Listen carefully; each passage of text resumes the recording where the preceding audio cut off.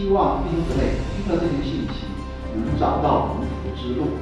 我们都是在这块土地上要漂流的人。我觉得的的确确是我的信仰最终保住了我的这个事业。如果当时那一刻我说我考虑一下，我都很难脱身了。你被 FBI 盯上，最终还把你放了，还说你很好，这是凤毛麟角，几乎不能发生的。凡是被 FBI 盯上的人，无论你是怎么样，他都不会轻易把你放了。你不扒层皮，你想走不行的。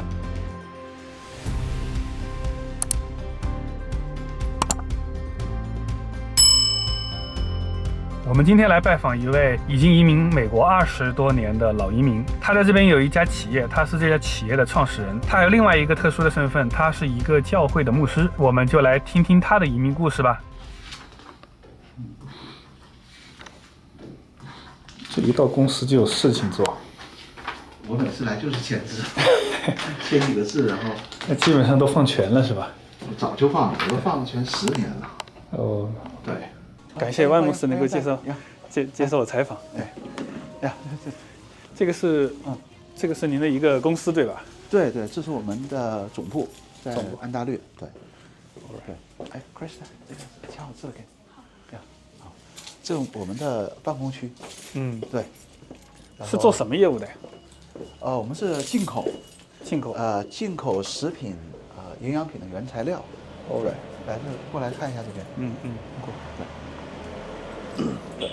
哦，就前面是办公区，后面就直接是仓库了。对对，是仓库了。对，我们有2个仓库，这是总部在安大略嘛，加州，另外一个在新泽西。OK， 同样大小的，差不多。那你的布局都是很好的，就是东部和西海岸都有。对对，因为我们是分销中心嘛，原材料的分销中心。通常在我们这个行业，会把分销中心放在3个点：新泽西、California 和芝加哥。对，但是我们现在只有2个点。营养品的原材料供应商，原材料供应，对，当然也包括食品啊，比如说你去超市采购的饮料啊，罐头啊，它生产的过程中会放一些就食品添加剂类的，对，也值得我们这个行业，还有饲料啊，也都算是，对，但是我们更最多的业务在营养品类。OK，还比较垂直，就只主攻这个营养品这一类。我们更多在营养品，对，比如你去 GNC 啊、Costco 买的那些保健品，我们就是供成百上千个原材料给他们，给那些工厂和品牌生产成品，然后上货架去卖。对，所以我们属于供应链上游的生意。我在这边创业刚好20年了。OK， 对，今年第20个年头了。这个地方是占地有多大？大概？这个 building 是25000英尺，就是里面是25000英尺。对，这个仓库是我2013年自己买的。是你买下来了？买下来的，对。哇，2013年买的，对。那花了多少钱？方便问吗？当时很便宜。2013年正好是美国次贷危机。刚结束。然后还没恢复过来的时候。像这种商业地产最低谷的时候，当时买这个 building 花了220万美金。现在它涨了好几倍，涨了4倍、5倍都有。我靠！您是哪一年？2002年2月份。对，2月份。对，24周年了。那个时候是为什么是想来美国？当时我20多岁，在国内工作了5年，工作是做外贸的，所以说去过很多国家，然后也来过美国出过差。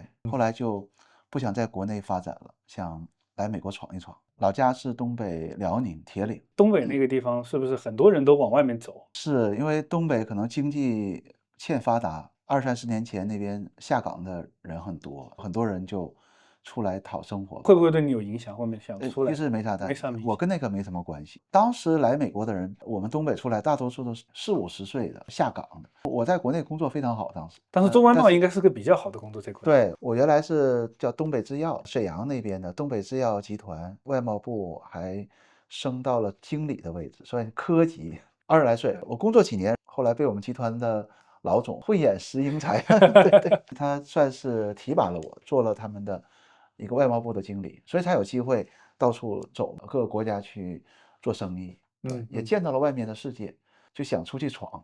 其实我大学毕业的时候就不想留在东北，就想出来，结果就选择了美国来闯来了。是因为国营的体制，它收入不是很好，不想在家里。我当时收入很好，在我们那个地方，沈阳24-25年前收入蛮高的，算上那个奖金能收入6000人民币。对，那个时候6000很顶用了。但是就是不想在老家待着，想出来闯，对，就这样来美国了。那个时候有做准备吗？来美国的时候没有太多准备，先来美国出了一趟差，是2001年的10月底、11月初的时候来美国。那之所以能来美国，也是很幸运。起初公司派我去巴基斯坦做业务，结果就发生了911事件，巴基斯坦那边就不安全了，就要开始打仗了。我们公司集团老总蛮器重我的，就说去美国，正好美国有个会，我们这个行业每年在10到11月份，拉斯维加斯有一个行业会，结果我就签证就过来了。那是个什么样的？就是医药保健品行业是吧？对，医药保健品原材料的供应商的会议。那我过来走了一圈，去了拉斯维加斯、纽约，还有洛杉矶，就很喜欢这里。我回去3个月我就辞职不干了。你还记得那个时候最打动你想要到这边闯的有没有？看到什么东西或者事件？觉得美国赚钱容易，对，其实来还是为了发展，当然是为了赚钱。可是20多岁的人也不完全说我来了就要赚大钱什么的。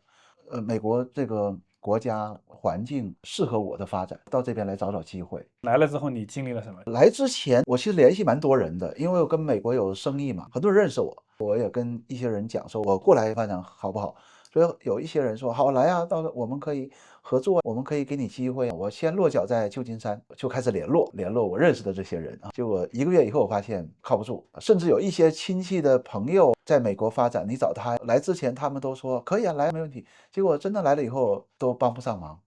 后来我也明白了，美国就是这样一个地方，阴差阳错认识一个朋友的朋友一个人，他们公司需要一个人，洛杉矶城县的安纳汉，结果我就在这边来了。他是需要一个员工是吧？对，需要一个员工帮他打理一下中美之间的那些业务。因为我是本身这个行业的嘛。那你还是比较在行这一方对面。对。所以你来的时候是有做什么准备？带了多少钱吗？还是？当时我20多岁，刚结婚，生了第一个孩子，我儿子1岁。我来的时候自己身上带了$6000。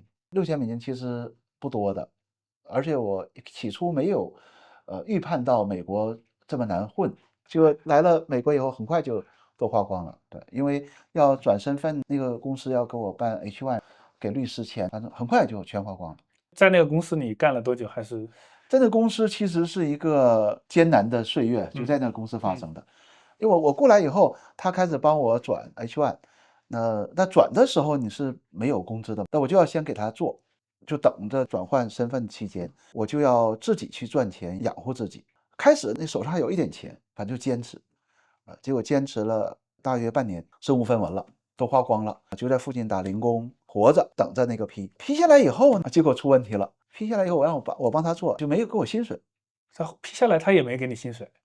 对，下来也没给我薪水。用不好听的话，他们其实在利用我，利用你没有身份的这个理由来压榨你，相当于。对，因为当时批下来3年，你拿到这个批准，你就可以帮他做事，你也可以合法在这边了，是吧？考驾照、做事、工作都可以。但是你没有收入，你就没有工资单，也没办法申请家人孩子过来团聚。那一下子我就把我卡在这儿了，我就走不了，还要帮他继续做。有几个月时间，我就在外面打零工。城县安纳汉沃尔玛边上的一个快餐店，我做了3个月，1个月550块钱，1个月才550。对对，就刚好够我房租和吃饭。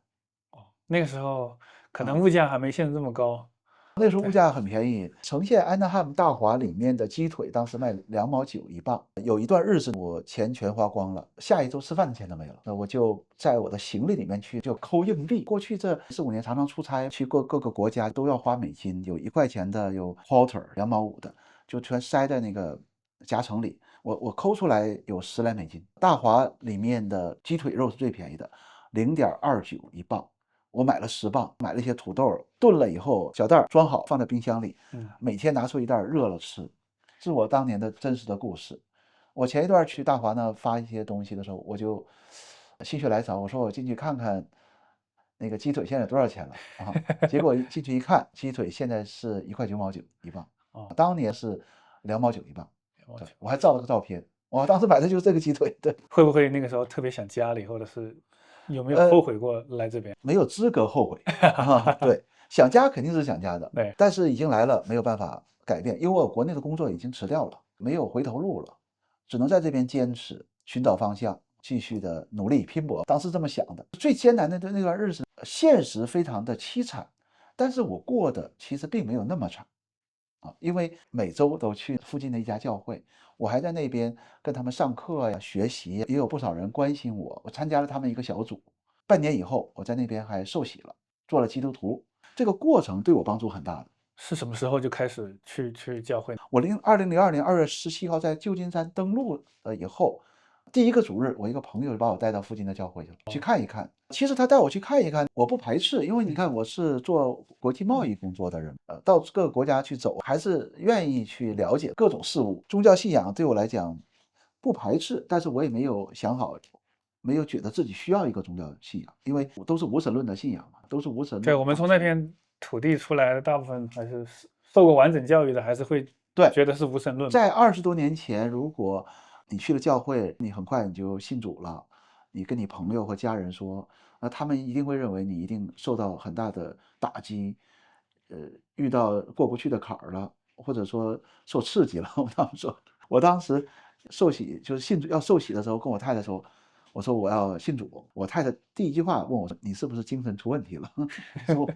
那是20、30年前的那种社会，大家对这个事情的认知。但是今天我成为一个牧师，我在传道的过程中，我发现现在的国内的过来的人，他们改变很大。虽然信不信是个人自己的决定，但是他们不再认为说信耶稣、信基督的人有问题了。我觉得像对于我们中国过来的人，信仰上面它是会有一个什么过程吗？因为国内的他的思想的，你说灌输是吧？就使得我们每个人都觉得有信仰是不需要的。所以有的人说你信这个，那你一定你遇到什么事儿了，所以你才有需要。但是我观察过去这几十年，从中国来到美国的华人，信基督的人比例还挺多的，因为环境的变迁，对我们这群海外的游子造成心里很多的压力也好，这样的感受之下，觉得有需要了。对。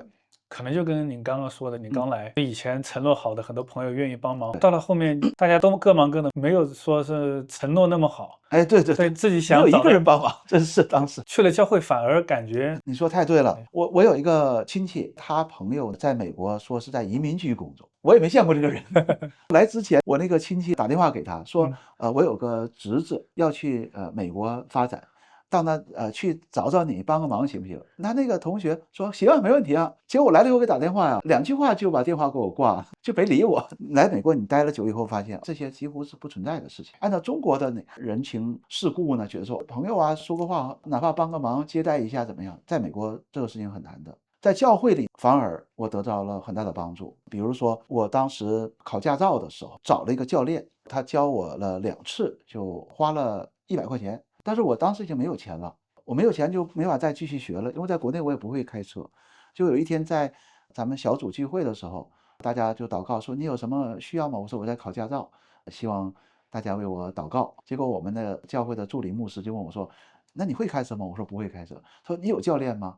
我说：“没有教练。”其实不是没教练，是没有钱。他说：“你没有教练，那我教你。”于是他就教了我8次，考到了驾照。对，你看我实实在在得到了这位助理牧师给我的真实的帮助，得着了爱的关怀。我觉得这个信仰很好。你也想像他一样嘛，对不对？其实对，所以说我信主以后呢，我也对自己说，我立志将来要做一个能够像他们这样的人，能够关怀别人的人。的的确确，后来20来年，我一直在做这样的事情。这服饰的事情基本上还是会放在礼拜日去做吗？还是平时也会有？礼拜日、礼拜五有聚会，礼拜日是礼拜。但是当你要是开始服侍的时候，就常常有事儿，各种事情。对我来讲，今天服侍的工作远远大过实际上的事业上的工作。信了主之后，后来的事业是怎么发展的？我信主的时候真的是什么都没有，信主了以后那几年也是什么都没有。我是02年受洗的，我创业是发生在06年年底、07年、08年，从02年到06年，我一直都是非常艰难的在这边求生存的。可是我觉得我已经非常幸运了。我来美国的第5个到第6个年头的时候，我自己创业成功了。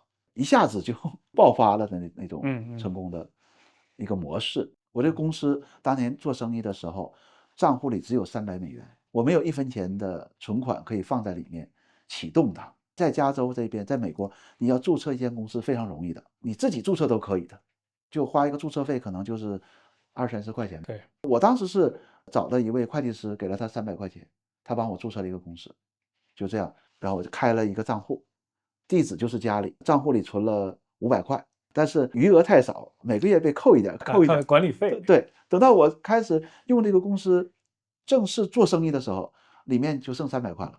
资金是我当时工作的老板他给我垫付的，他帮我的。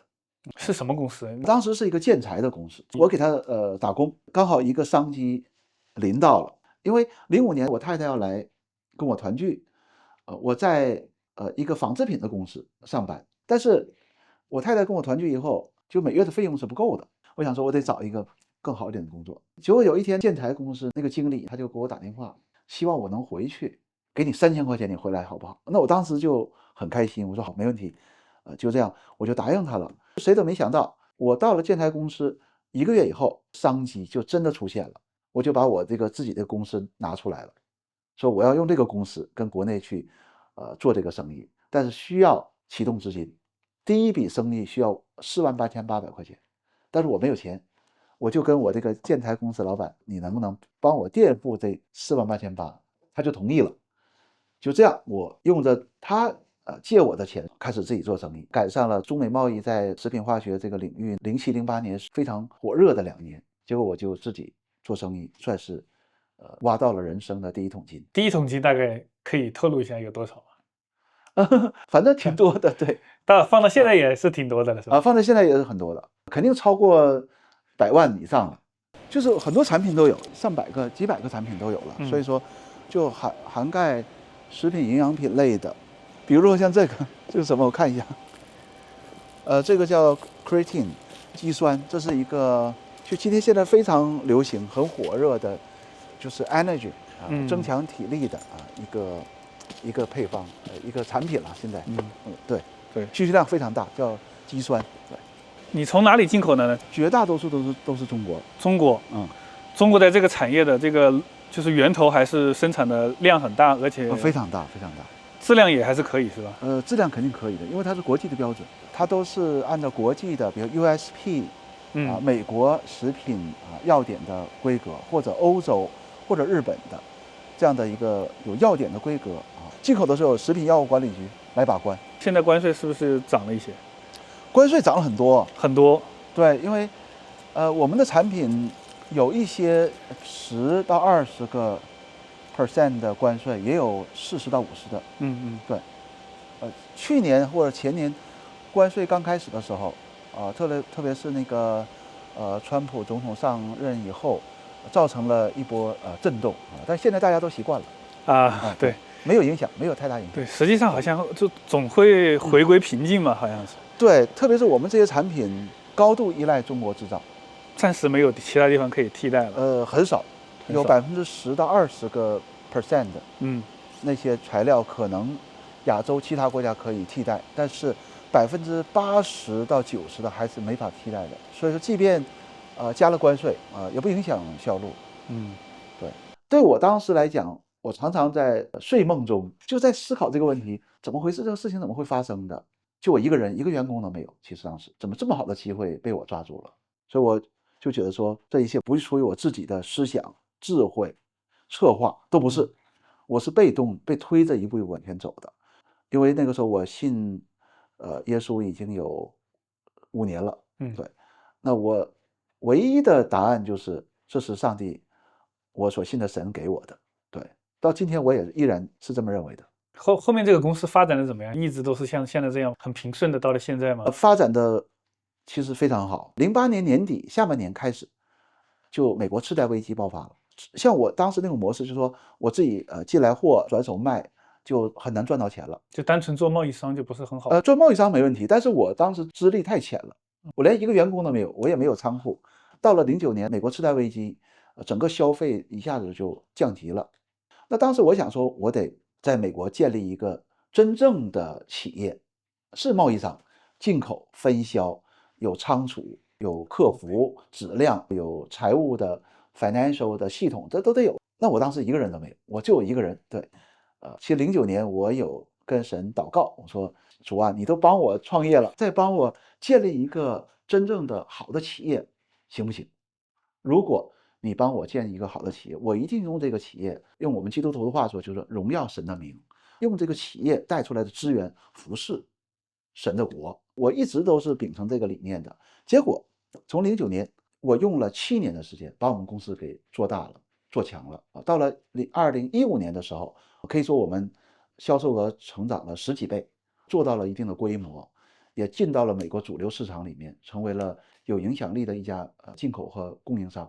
举个例子说，你在 Costco 或者 GNC 你去买一些保健品，一些主流品牌的原材料就是我们供的了，算是一个成长。对，是不是进了那些主流品牌的供应商里面之后，你的商业模式就比较稳定了，算是？是这样的。但是呢，我们这个行业竞争力也很激烈，一个品牌它用你的原材料，它绝对不会只是批准你就你一家的原材料，它会批准第2家、第3家、第4家、第5家。所以说大家竞争拼的还是蛮厉害的。当然拼价格，但又不仅仅是价格，还要拼服务、拼交期、拼关系，也拼关系的。美国的关系和中国的关系不一样，中国的关系比较赤裸裸的讲一些吃饭送礼呀、金钱啊。美国的关系呢，它比较认价值观、理念，还有兴趣爱好，能不能谈得来？我觉得它是建基在不同的人文化和信仰、宗教的基础之上发展出来人与人之间的关系。很多人问我说，到了15年就把公司做起来了，核心秘诀是什么？其实我的核心秘诀就是团队啊，我用几年时间建立了一个特别好的团队。对，所以建团队算是上帝给了我的一个恩赐。找到的第一个员工是当时他来的时候27岁，美国人，白人，他是做我的销售经理，那我主管公司运营和采购，有2、3个员工做物流的，做客服的。27岁的美国年轻人，3年以后就做了我的合伙人。我们俩现在一路合作，现在已经是第16个年头了，一起把公司建立起来的。他现在还是负责他是 CEO CEO 负责 marketing， marketing，对，整个的市场运营销售全是他管。他会比一个华人老板去跑这些会有优势一些，还是怎么？那肯定优势那大得多，大得多。对对对，我当初自己做销售的时候，我也想说，我要去把我的产品卖到主流市场里去，对吧？那我也可以去敲门嘛，我也知道说那个主流市场那些大公司在哪，发邮件给他，我可以不来拜访，我也是一个供货商。结果我去了几次以后，发现很难，不容易。或许我的能力不够，英文不够，反正总之我觉得靠我自己进不去。我请了这位销售呢，他的的确确在我的支持之下，对吧？就算他是前面打仗的，我是给他提供炮弹的。那我这个炮弹提供的好，那对他帮助非常大。没有好的炮弹他也打不赢，但是的的确确他用了我很好的炮弹，打赢了战役，那他也真的有这个能力，我非常感恩。这也是人生的幸运嘛。你雇到的第一个员工，最后就成功了，他就在你公司成功了。就他是千里马，我是伯乐，对对对，就千里马遇到了好的伯乐。这个你和你这个合伙人的这个故事就有点像互相成就的一个感觉。绝对是互相成就，对，而且我们2家关系非常深厚。那当然更多的是我给他多，因为我是老板嘛，他起初来给我做的，那我要给他一部分，就相当于一个蛋糕，我要切一部分给他。说我这个切蛋糕的这个智慧，这个决定了后来我公司的发展的到什么高度。现在您这个公司有多少个员工？20出头吧。就是只是洛杉矶这一个是吧？就是全加上了，全加上。因为我们的销售呢，就是分布在全美各地，他们都是在家办公的，对，还有加拿大的，有这个西海岸、东海岸的各个地方。当然，过去这2年呢，大家生意都不是特别好，特别是23、24、25是过去3年，我们也略有下降，但是我们总体来讲保持住了我们那个那个规模度，然后各个方面还行，还蛮健康的。后来的话是什么契机？你觉得自己想要去做牧师呢？做牧师这个故事也是蛮神奇的。我觉得你那个时候信主了之后，也算是成为一个比较成功的一个商人、老板了。2015年的时候，算是我事业就说真正做成功了嘛。2016年呢，发生了很多事情在我的这个生活当中。年初的时候，我二哥突然过世了。我二哥过世呢，全家都很悲伤，我就回国去探望家人。我想说，我怎么能安慰他们呢？特别感恩。我二哥过世前的1周，他跟我在电话中，我给他传福音，跟我二哥说，二哥，假如你觉得你可能会离开这个世界，如果你离开了，你知道你要去哪儿吗？他说不知道啊。我说你要是离开了，你信耶稣，你就能去天堂。就说你或者天堂，或者是地狱。那其实中国也有什么18层地狱啊，对不对？阴间呢，挺吓人的。对，那我二哥呢就说，真的吗？能上天堂？怎么上？我说信耶稣。说怎么信？我说我带你做一个祷告，就是接受耶稣的认罪悔改，承认自己是个罪人，耶稣是神的儿子，能赦免我的罪，就跟我做一个祷告，你就信耶稣了。然后我二哥就跟我做了一个祷告。那当然我们也没有人预料到1周以后我二哥会真的就走了。走了以后家人就很悲伤。我回国以后呢，就跟父母哥哥呀姐姐说，二哥1周之前跟我有祷告信了耶稣，神会把他带到天上去，天堂是一个美好的归宿，使家人大得安慰。你说在这样的一个情况下，谁会不相信呢？不相信那不就去哪儿了？就不知道了，对不对？对，因为家人都相信了，说哇，那太好了，真好，真好。于是我用1周时间给他们讲了很多圣经的故事内容，结果就翻转了我们家整个的这个氛围、状态、生命状态。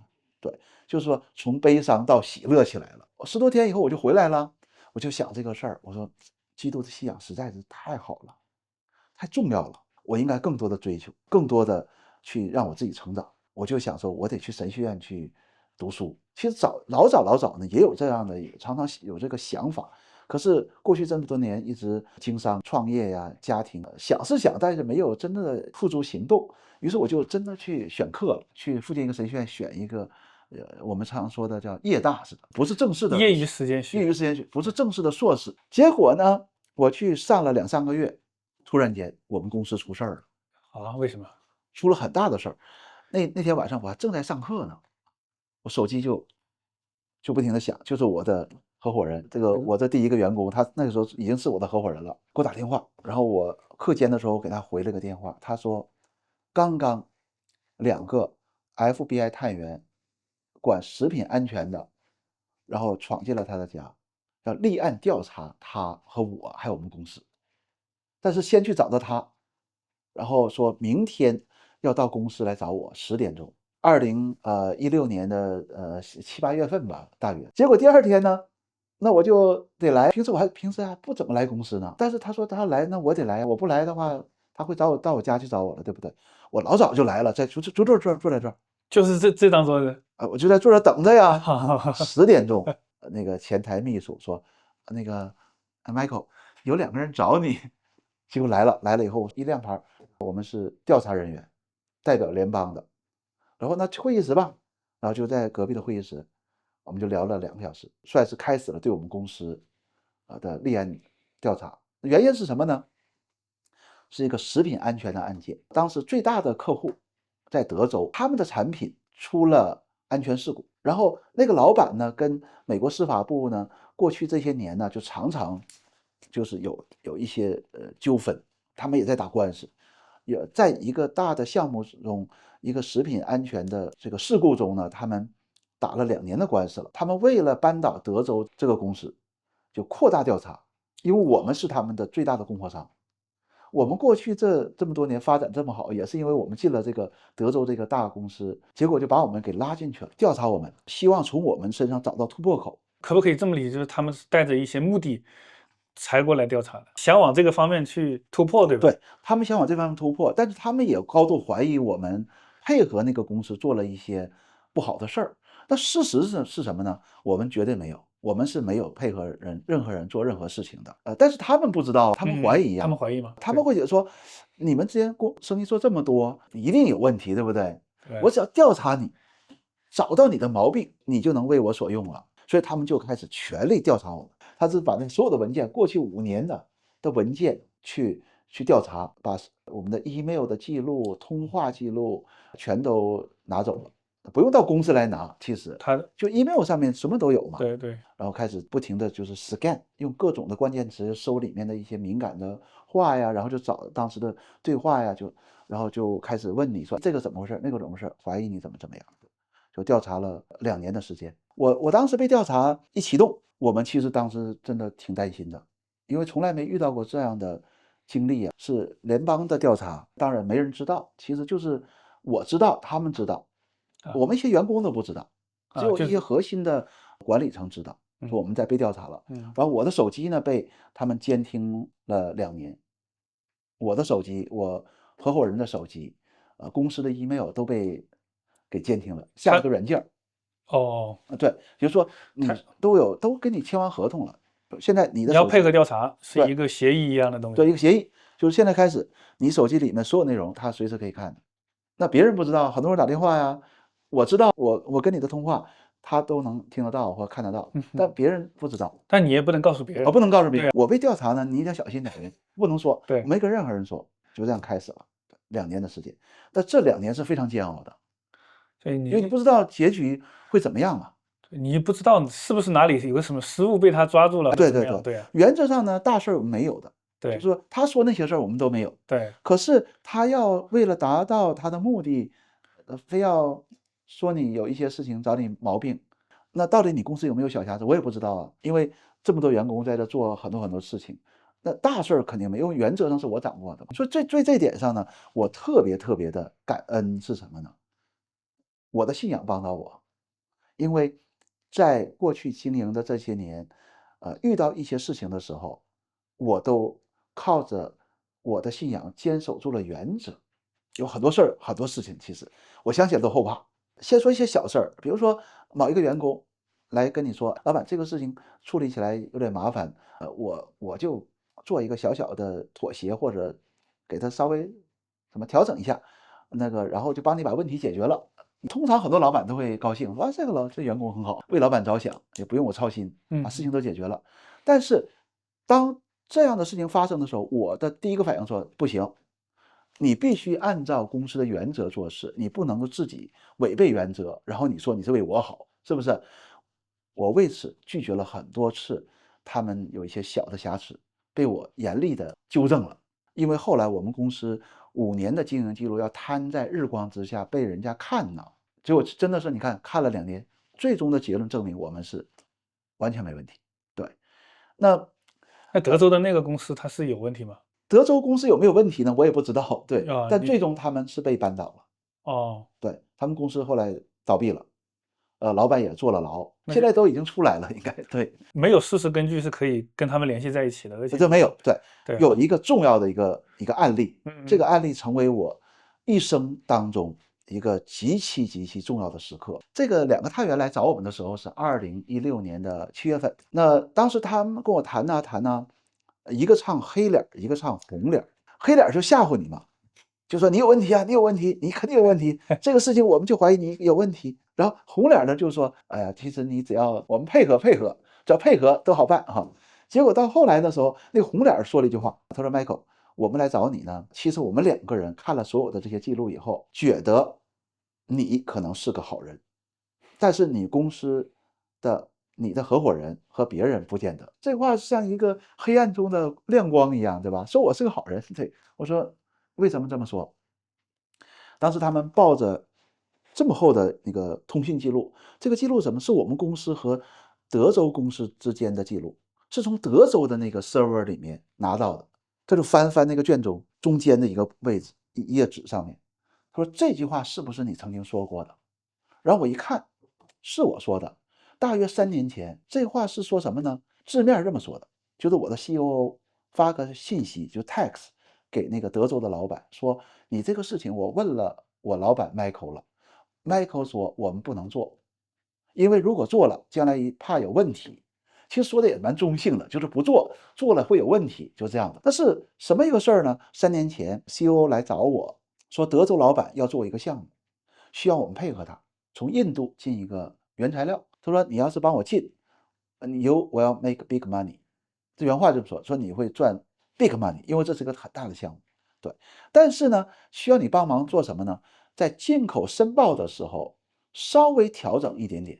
就是为了降低它的这个影响力，含量太高，作为保健品，人身体的负担就大，那食品药物管理局就会监管的就会严。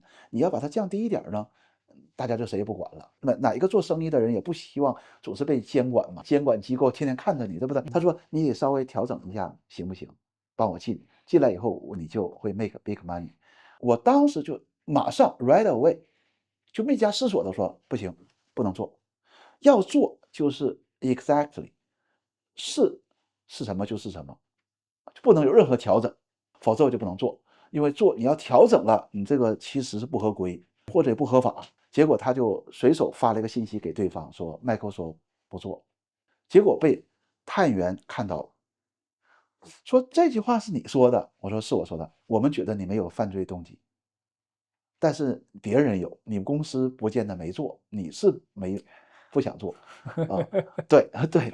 结果呢，后来接着调查的2年，他们没有把我当成重点攻击的对象，因为他知道说这个人可能是没有什么，从秉行上他就已经可以证明了嘛，对吧？对对，他没有就是为难我，对，再也没来找过我说找律师，因为我有律师，我的合伙人有律师，我们公司有律师，有2个律师代表3个 party， 我合伙人和公司，那他们都很忙啊忙，我那个律师就不太忙，因为他没有再来问我，就查我公司。哦，但当时如果公司被查出问题，被起诉了，倒闭了，那我也就啥也没有了，是不是？公司是我的呀，关键是就是这样的一个故事。对，那在我被调查一开始，然后我们就找律师，律师说什么都不要做，你做什么都没有意义了，以后就是我代表你了。他倒查你5年嘛，那你现在开始你没有任何的条件去修改任何东西了，因为已经开始查你了。你最该做的就是沉默，就由律师代表你。那我当时想说，那您被调查了，会不会公司倒闭呀？然后我做了这7年8年的时间，一下回到原点，那我该怎么做呢？什么都做不了，只能等着他查。所以说，我觉得的确是我的信仰最终保住了我的整个的这个事业。员工他们想要做一些事情为老板好，我都拒绝了。对，其实我心里我也挺清楚的。对，因为有一天这个事情如果你同意了，他会不会用这个事情威胁你？是不是？哦，对，我帮你做过什么什么事儿，对吧？那我说绝对不行，原则就是原则。那小事儿呢还好，大事儿这一次，我称之为叫人生中最大的一次试探。如果当时那一刻我说我考虑一下，我都很难脱身了。将来就是我直接拒绝了，说不行。最终证明了 FBI 的探员对我是很友好的。后来他们经过了2年的调查，发现我们真的什么都没做。后来还了我们清白，给了我们一份信函，说没有调查出来我们有问题，很神奇的。特别还有一个更神的事儿，对，2018年5月18号，当时我们收到这个函的，因为当时我正在忙另外一个事儿，当时我在建立教会，我看到说他给我的通知，我心里很安心，说感谢神平安，然后我就忙就是建立教会的事儿去了。结果到了10月份，有一个我认识的人，他呢也因为这个事件，就整个当时是一个行业中的一个运动，牵连很多人，牵连很多人。对对。另外一个人呢就被抓进去了，然后跟你同期调查的可能是同期调查的，我们彼此之间不知道，对，他也不知道我被调查，我也不知道他被调查。有一天他被抓进去了，我发生什么了？结果他在里面待了1年，出来了就回了中国，他是从国内来的。然后我就跟他通了一个电话，发生什么了？怎么被抓走了？对，他说他被陷害了，被钓鱼执法了。那我也相信他可能真的被钓鱼执法了，对，因为他也没什么大事儿。然后呢，他就说了一个事儿，他说在监狱里的时候，司法部那个负责的官员每个月还是每周飞到德州，他就是关在德州，就跟他们一起抓来的好几个人谈话，每个人单独谈。拿一张纸，这张纸上面列了好多公司的名字，就问他说：“这个 A 公司你认识不认识？知道，都同行业的嘛，知道。你知不知道他有什么事儿？如果你举报他，你可以立功。想拉污点证人。对。然后说这个 A 公司知不知道？他说我认识。知不知道？不知道。B 呢？认识，不知道。C 呢？他说第4个，问你公司了，我认识你，我也知道嘛，对不对？他说你知不知道他们怎么样？有什么事儿没有？他说这公司我可知道，这个公司是特别好的公司，他们公司做事特别正规。说完以后，那个司法部的官员点头说：“的确是，我也这么认为的。”这是因为什么？因为他们调查我们2年嘛。通过那个人的那个官员的口，借着我认识这个朋友传到我耳朵里，我就知道说为什么他们最终把我们给放了。我认识一位牧师叫庄泽峰牧师，他原来是台湾特警部队的队长，后来呢有一段日子在 FBI 特训，在 FBI 工作过一段日子。去年我跟他一起吃饭的时候，跟他讲我这个经历，他说你被 FBI 盯上，最终还把你放了，还说你很好，这是凤毛麟角，几乎不能发生的。因为凡是被 FBI 盯上的人，无论你是怎么样，他都不会轻易把你放了。你不扒层皮，你想走不行的。我太了解了，所以我就非常的感恩，挺神的。对，其实我是怎么看的？我就真的认为是上帝借着这样的一个特殊的场景，把这句话传到我耳朵里来，告诉我说为什么你能够脱身，他为什么认为你很好，在他心目中怎么形成了对你的好印象？因为我们的确什么都没做呀，对。所以说，如果当初我被这个试探临到我，就是让我做这件事情，我妥协了，我说我做了，可能赚了一笔大钱，那就没有我后来的人生了。如果我不信主，我觉得我肯定不是一个能够守得住底线的人，我认为我守不住。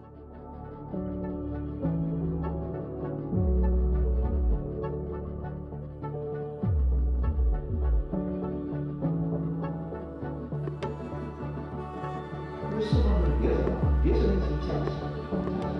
所以说，